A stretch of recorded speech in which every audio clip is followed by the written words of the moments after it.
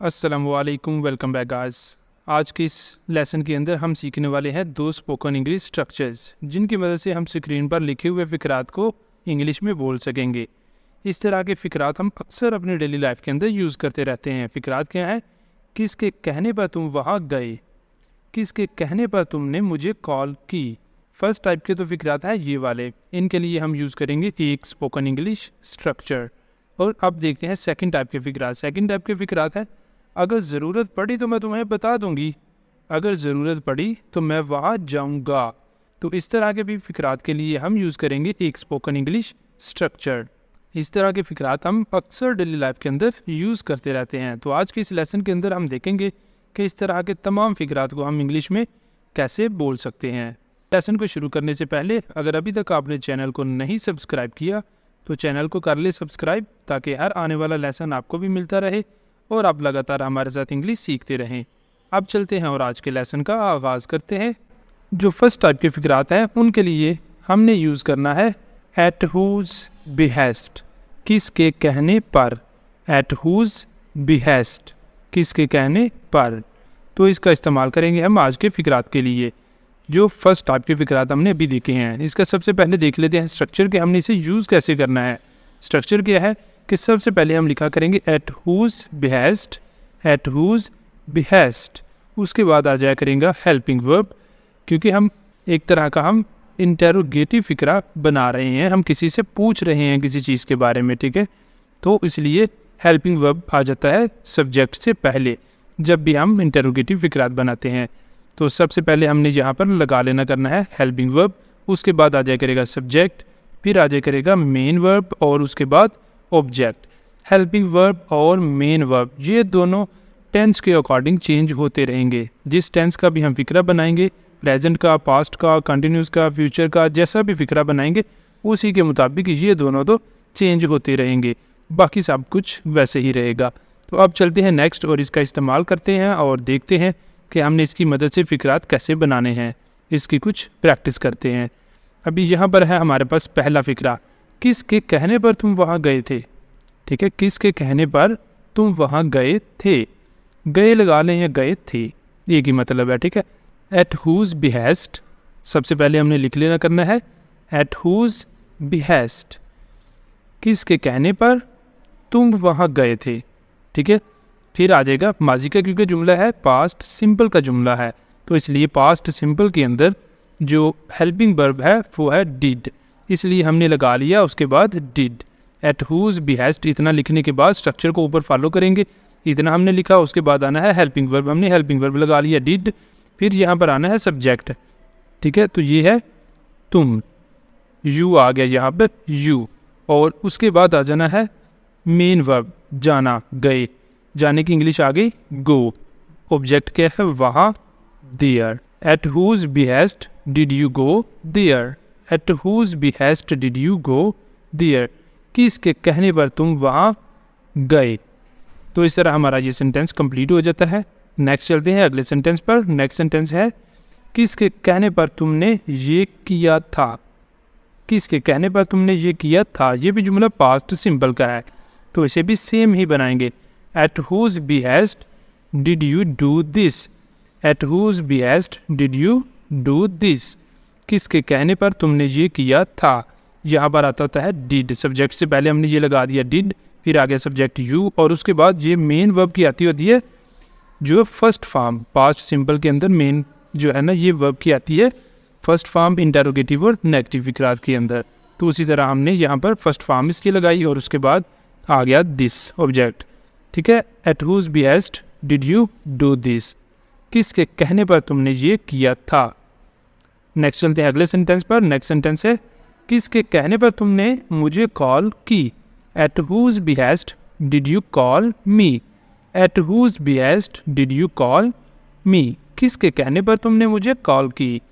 अगला सेंटेंस है किसके कहने पर तुम वहाँ जा रहे हो। अब देखिए अब सेंटेंस चेंज हो गया, अब सेंटेंस है प्रेजेंट का और वो भी कंटिन्यूस का।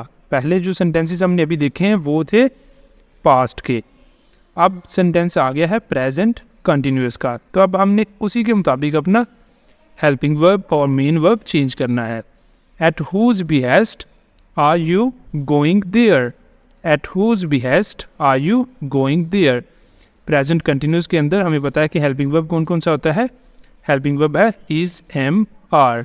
तो अब सब्जेक्ट के अकॉर्डिंग आपको पता होगा कौन कौन सा आना है, वो आपने खुद आगे एडजस्ट करते जाने हैं जैसे जैसे सब्जेक्ट चेंज हुआ करेगा। और मेन वर्ब आता है आईएनजी फॉर्म के अंदर, first form of verb plus ING, तो ये आता है मेन वर्ब एक्शन फॉर्म के अंदर इसमें। At whose behest are you going there, किसके कहने पर तुम वहाँ जा रहे हो।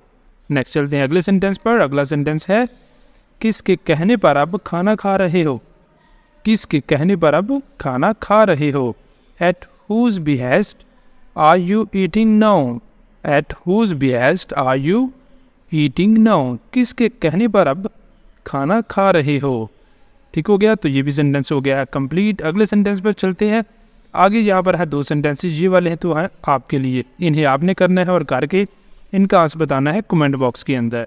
सेंटेंस क्या है, किसके कहने पर तुमने इंग्लिश सीखना शुरू की, किसके कहने पर तुमने इंग्लिश सीखना शुरू की। और दूसरा सेंटेंस है किसके कहने पर तुम ये वीडियो देख रहे हो, किसके कहने पर तुम ये वीडियो देख रहे हो।